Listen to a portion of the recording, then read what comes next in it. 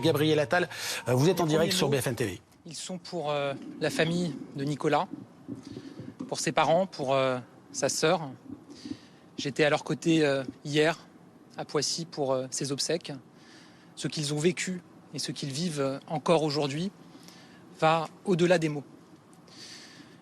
La deuxième chose que je veux dire, c'est que ce courrier est une honte. Une honte.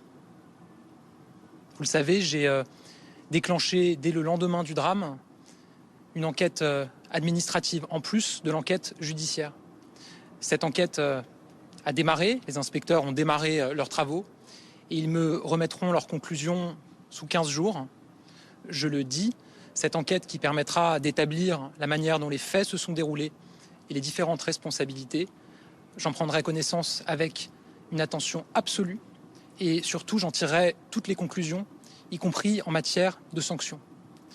La troisième chose que je veux dire, c'est que j'ai fait de la lutte contre le harcèlement scolaire ma grande cause, une priorité absolue pour l'action de ce ministère depuis ma nomination cet été.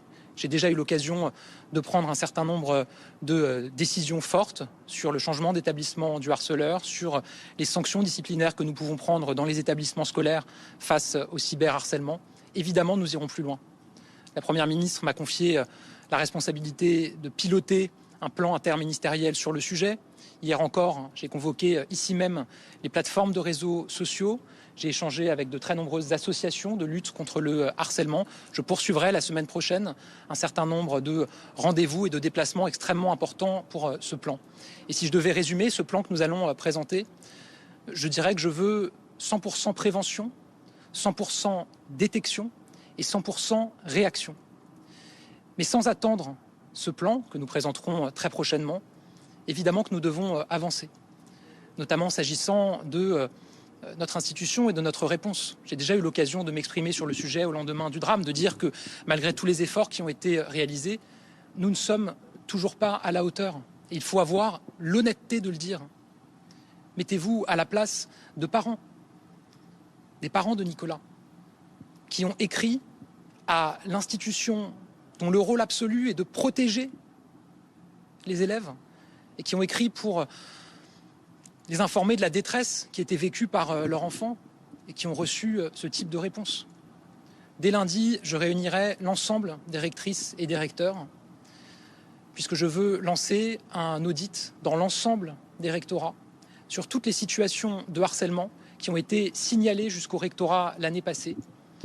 Pourquoi est-ce que je lance cet audit? Parce que je veux que nous puissions avoir connaissance ici de l'ensemble de ces situations, des réponses qui ont été apportées et surtout que nous soyons capables d'en tirer des conclusions pour changer la manière dont nous adressons ces situations et dont nous répondons à ces situations.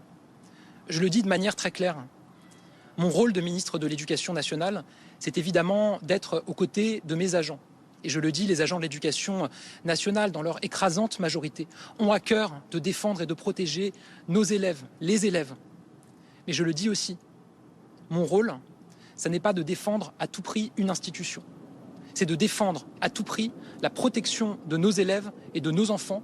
Et c'est comme ça que je continuerai à avancer. Je vous remercie.